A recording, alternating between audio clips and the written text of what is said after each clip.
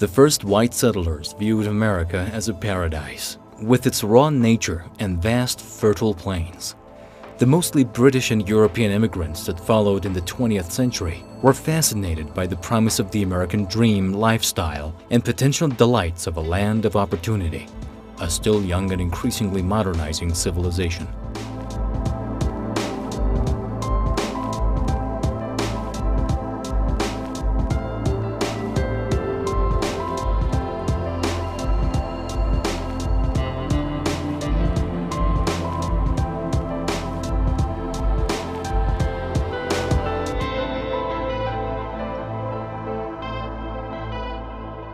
Across America, the increase in population and modernity demanded continued infrastructure and technological developments, and life became faster and faster.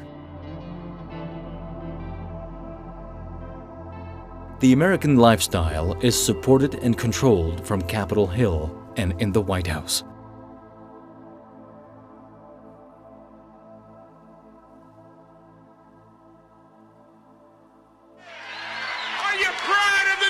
Tradition that why not invest in your child's education? That's what presidents do, or at least supposed to do. When American markets broke down, who jump-started our engine? When America was losing 750,000 jobs per month, who gave us a lift? I get tired of people who are holier than thou because they've been pro-life longer than I have.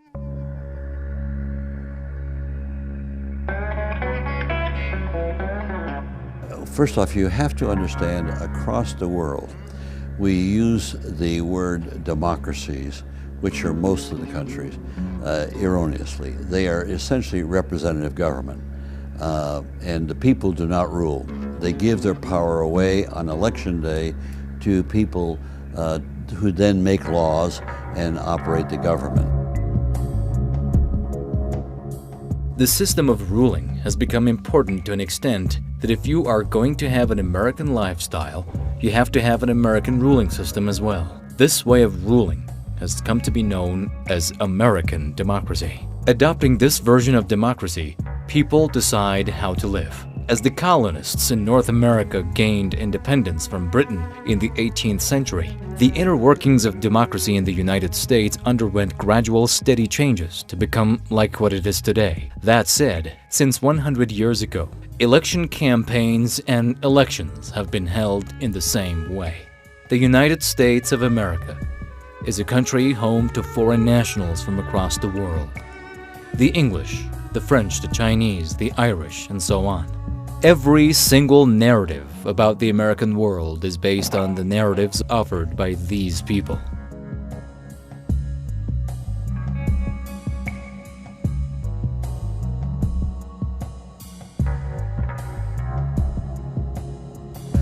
My name is Mike Gravel, former U.S. Senator representing the state of Alaska for 2 terms back in 1969 to 81.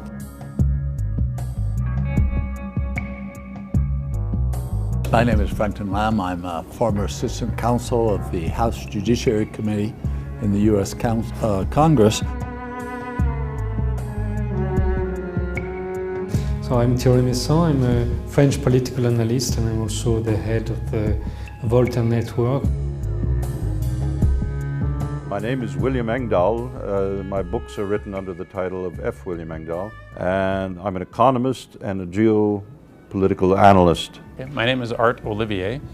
I'm the former mayor of Bellflower, California, in Los Angeles County. My name is Rodney Shakespeare. I'm visiting professor of binary economics at Trisakti University in Jakarta.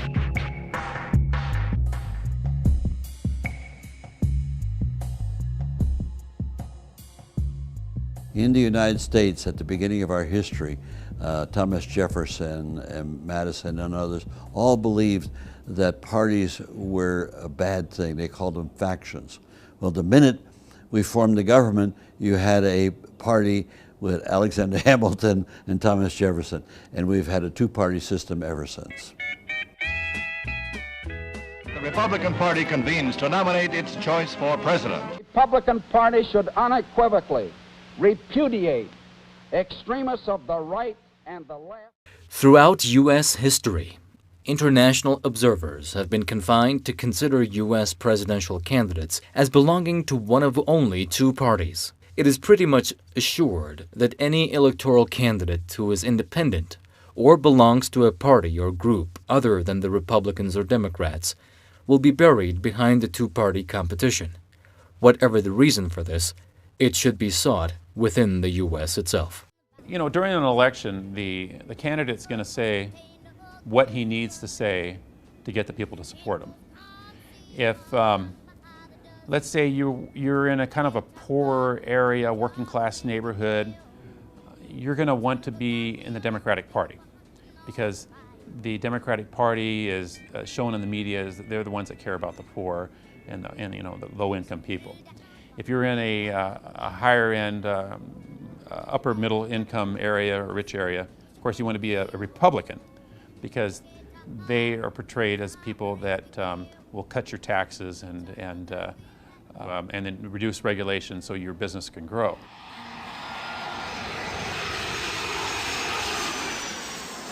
To become a congressman or a senator or a president of the United States today has become an extremely expensive process. The president alone, the campaign costs billions of dollars. It's absurd, but it does. You don't have the money, you're not going to win. They also influence the media. The media is just as important as your campaign funding. In a bigger race, it's even more important. The media is a phenomenally influencing factor on the public's opinion. This is a truth that cannot be denied. But who are the people in the control rooms? Who manipulates media bias? The senator in a key state or a representative, that costs tens of millions, sometimes more, of dollars. So most normal people have no chance unless they find sponsors. And here's where the lobbying groups, the vested interests, come in.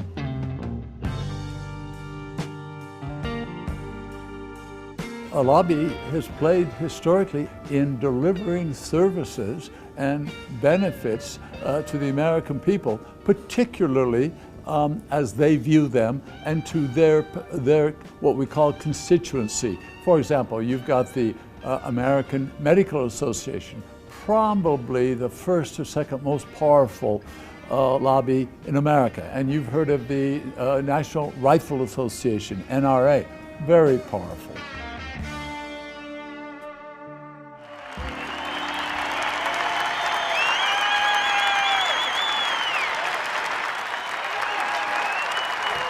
Thank you, NRA! Thank you! You're running for office, okay? You. And so I represent a special interest. I go to you and I say, how do you feel about what I'm doing in our industry? And you say, oh, I'm very supportive of your industry. Well, because you want money. So then I'll donate to your campaign. I help finance your election. You get elected. And then after you're elected, if I've got a problem and I want legislation, I go talk to you. If you control oil, you control an economy. If you control money, you control commerce. But if you control arms, you control the people. You have to take care of the interests of the people that funded your campaign. You know, they expect that. They know that that you have done this your entire political career, because you know what you'll do is you'll start off on a lower position like the city council, and then you'll take care of the trash contractors and the ambulance and all the people that have their special interests, and then they'll help promote you into the next level. So that you can be trusted into taking care of their interests.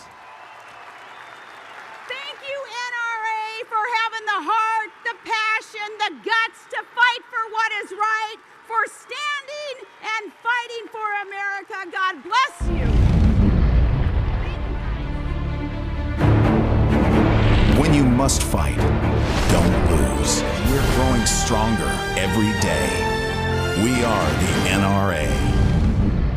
As it has been described to ordinary American citizens, lobbies have the responsibility to apprise those who hold the power of the desires of the public and to persuade them to respond to those desires. A special interest group will write legislation. lobbyists will take that legislation to the congressmen or to the senators and say, this is what we want. And then the congressmen and senators will introduce that legislation into the House and into the Senate. And then the work of the lobbyists, of course, will be to make sure that they can secure enough people in the Congress and the Senate to vote on that legislation to get it passed. Imagine that a society constituting various tastes, but having similar essential needs such as food or any primary need similar to that, intends to make plans in order for its demands and interests to be met. In such conditions, something like firearms could undermine the security of that society. Now, if a group of people would be found that would convince the society or even the lawmakers that the firearms are as attractive, as popular, and as essential as hamburgers, the lawmakers will approve of it too. This change in preference is something that lobbies are skillful at promoting and achieving. We shouldn't have guns in every home, and you know the fact is that there are more guns, more than 350 million guns, and there's only 308 million population in circulation. That's a gun for every person plus. So we have a weapons culture. It's gone to extreme and it's ridiculous. We don't need assault rifles to go hunting. If you're going to go kill a bear or kill a moose, what have you, you don't need a clip of 15 or more rounds. You'll destroy the animal. There'll be nothing to eat by the time you get done shooting it. So we don't need that. But here again, the gun lobby is a lobby, a special interest group, and they have a cultural, ideological persuasion, and they have great influence.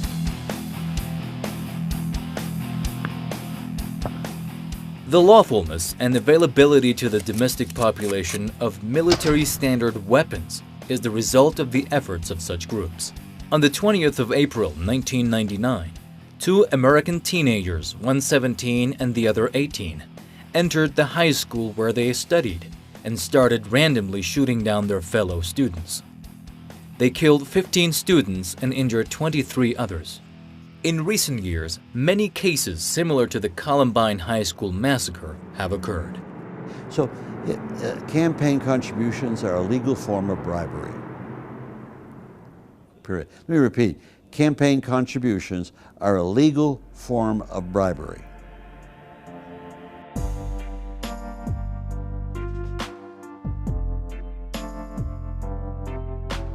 Where is the power in the US? In fact, we see that the economic system has a great part of the power.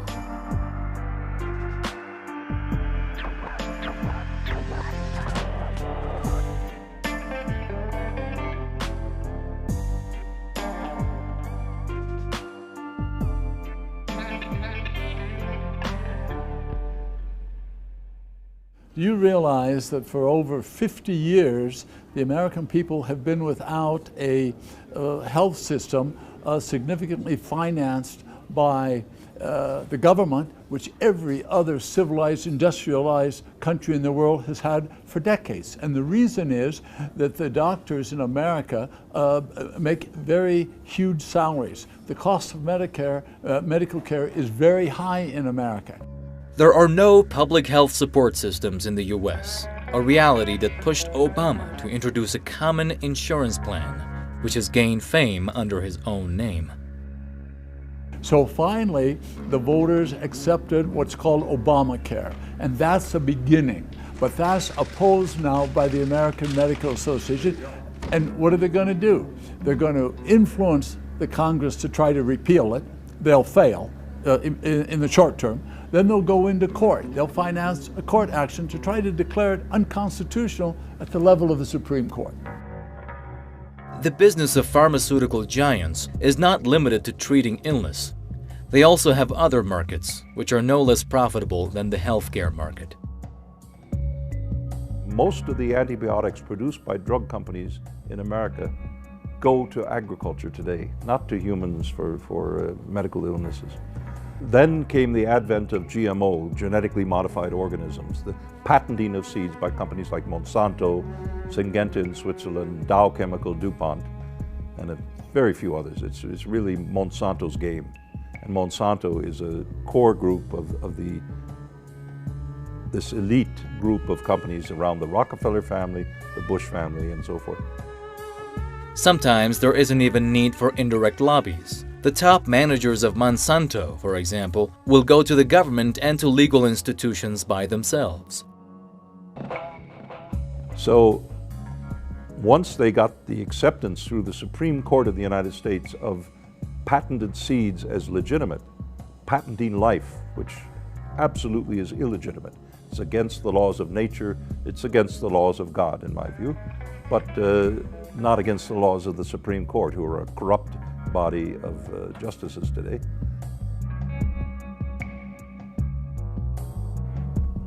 Beginning, I would say, in a major way in the 1980s, the 1990s, the food that Americans bought in their supermarket, it looked like normal chicken.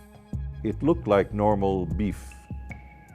But in reality, it was industrialized food products.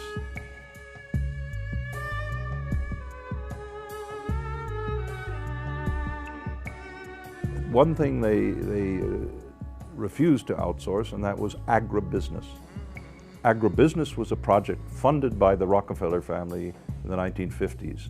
The idea of controlling the world food supply the way that they, with their Standard Oil, their cartel of the Seven Sisters back then. During the 20th century, oil was transformed into the most strategic product in the world. It doesn't have merely a value of its own, but the trade of it has become a model for other trades, and it even controls the value of the US dollar. Now down 21%. Because we're now down 43%. It was the worst day on Wall Street since the crash of 1987. This could be the most serious recession in decades. And that means life, as most Americans know it, is about to change, in some cases dramatically. America's fourth biggest bank, Lehman Brothers, declared bankruptcy, igniting a worldwide economic crisis. The company that came unglued led to the collapse of America's housing market. Lehman Brothers has filed for bankruptcy. Stocks all around the world are tanking because of the crisis on Wall Street and a financial crisis around the globe. The ability to keep the world accepting dollars as if it were worth the same thing was at the heart of American geopolitics after 1971. The lobby group that became extremely crucial to that was the lobby group of Big Oil. At that time, the British and American oil giants that dominated the world oil industry were called by some the Seven Sisters because there were 7 giant companies. From the 50s to the 70s, the 7 oil giants replaced governments in sharing the profits. All of the oil regions in the world were roped into the domain of influence of these 7 companies, and billionaires such as John D. Rockefeller were managing it all. This oil fever intensified even more with time. Henry Kissinger, when he was Secretary of State, during the first oil crisis in 73, 74, in that time period, if you control the oil, you control entire nations. And so it's a control of the Middle East oil, the largest known reserves of cheap oil and high quality oil in the world.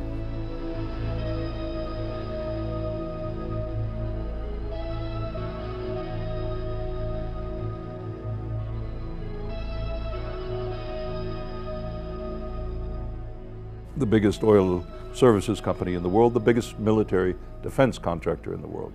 So you have a marriage of both right there.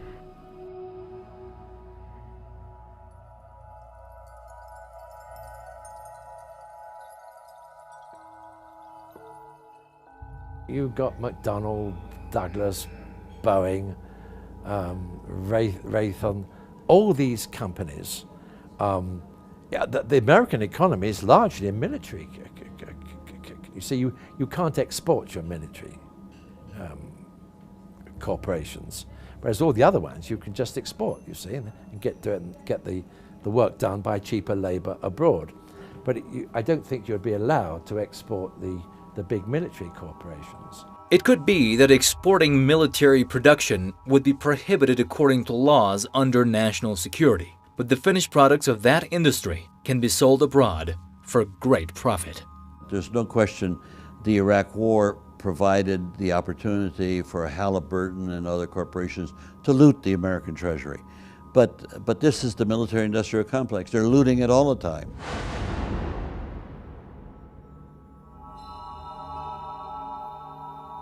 Where is the power? Certainly not at the White House. The power is the deep state, this secret military government. They are not interested to be involved in all the decisions of the everyday decisions. They are only interested to be involved in the big economical and military decisions. And since years, they are imposing their will all this country.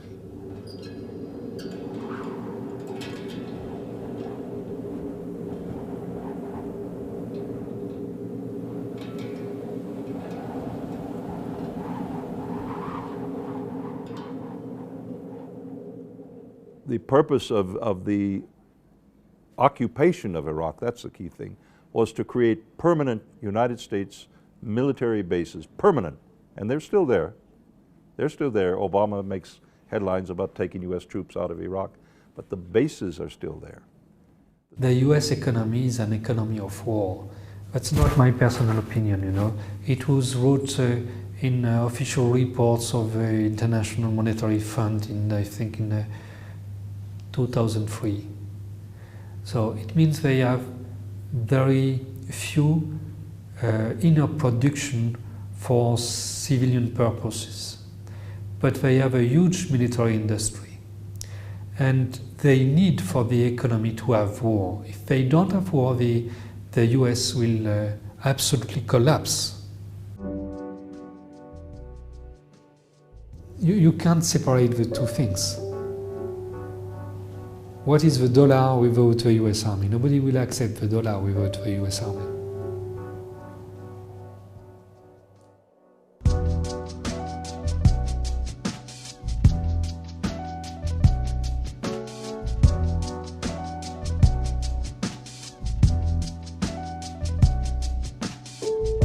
The big corporations think purely of themselves, not of anybody else. And as a result, 56,000 commercial enterprises have been exported out of the country. That's about 8 million jobs. And if I'm in a job, my spending creates another job, and that spending creates another job. And it's reckoned to be about 4. My job creates 4. So you take 8 million, multiply by 4, and America has exported 32 million jobs. And it's done that simply because the big corporations are only interested in themselves. All the spending power of the jobs in those 56,000 commercial enterprises has gone. It's gone permanently. And that's why that, plus the huge expense of the military expenditure, one or two other things, but those are the two big reasons why the American economy is about to collapse. Wall Street is there to make money, and Wall Street is controlled by the banks. And so now you have the banks who want to make a profit and are greedy, and they don't care about the people, they care about making profits. We are all taught that you must borrow money at interest, and yet you don't have to do that. But there is now a global elite which controls the creation of the money supply and is putting everybody into debt. I mean, Egypt has just borrowed $5 billion, I think. And that money, the interest will compound, and Egypt's going to be in debt forevermore.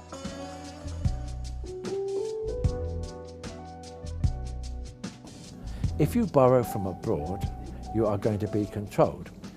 If you borrow from the banking system, you are going to be controlled by the banking system.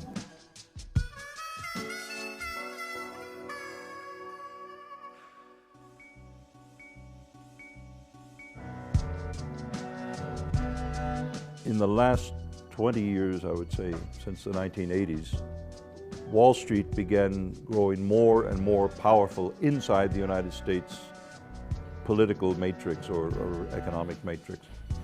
And the power comes through their ability to buy elections and elected officials in Washington.